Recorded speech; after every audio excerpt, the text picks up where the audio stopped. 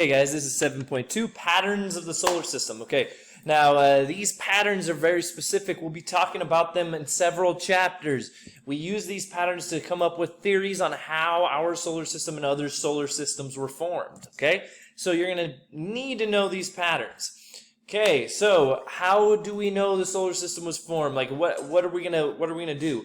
First thing you're gonna do is you're gonna look for patterns in the solar system and then build a theory of how it might have been created based off of those patterns that you see in it.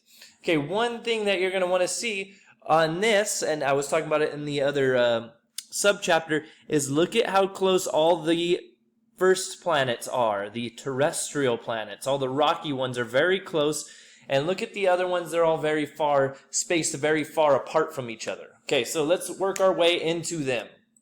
Okay, all the planets orbit in the same direction, counterclockwise. That cannot be a coincidence. Okay, 8 things all orbiting in the same direction. There has to be some reason why that's happening. Okay, same thing with their rotation. All 8 of them, except for one, so 7 of them, rotate in a counterclockwise direction. The only one that rotates opposite is Venus, which is right there. It rotates clockwise. Okay, so that can't be just some random occurrence that they all orbit and rotate in the same direction. So that has to be the first pattern that we recognize, okay, is that they all orbit and rotate in the same counterclockwise direction. Next thing. There's 2 major types of planets. It cannot be a coincidence that you have 4 rocky planets near the sun and 4 gaseous planets away from the sun. It can't just be a coincidence that that's how it happened. And all those rocky planets are very close to each other while all those gas planets are very far from each other. Okay, so the first one was, why do they all orbit and rotate in the same counterclockwise direction? The second one is, why are there exactly 2 types of planets and why are they split up? And there's even a line that splits them called the asteroid belt. Splits the rocky planets and the gaseous planets. Okay, and we already spoke about the differences between those 2, so I won't go back through those. Okay, next thing.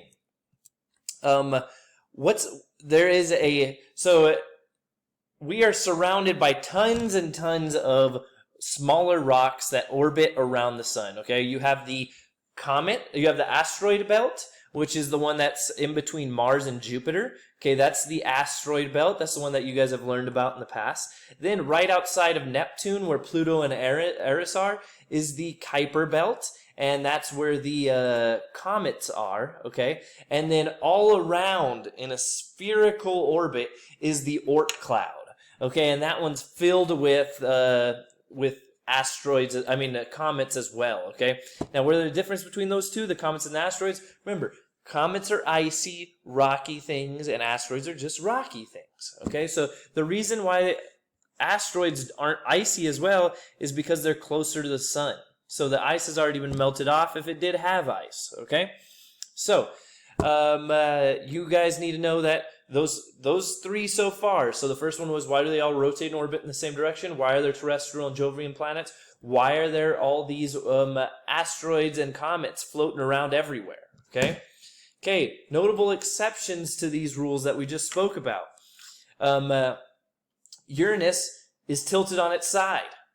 Yeah, why is it tilted on its side? Venus rotates in the opposite direction. We believe it's because it's tilted all the way upside down, 180 degrees. Okay, Earth has this gigantic moon compared to the other moons. Why is that going on?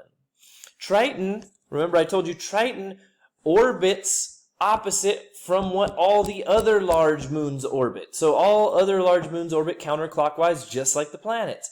Except for Triton, it's a large moon that orbits clockwise around Neptune. Okay, so these are all things that you got to realize when you realize patterns. There's probably going to be some exceptions to them, and you gotta question: is the exception just an exception to that rule, or does it break that as being a pattern that we should recognize? Like if Venus is rotating clockwise, do we just ignore that all the other ones rotate counterclockwise, or do we say there might be an exception here. Maybe something happened, like it was hit and it flipped upside down. Okay? So these are all things that you got to question. And that is it for 7.2. Just you got to know those 3 things we spoke about.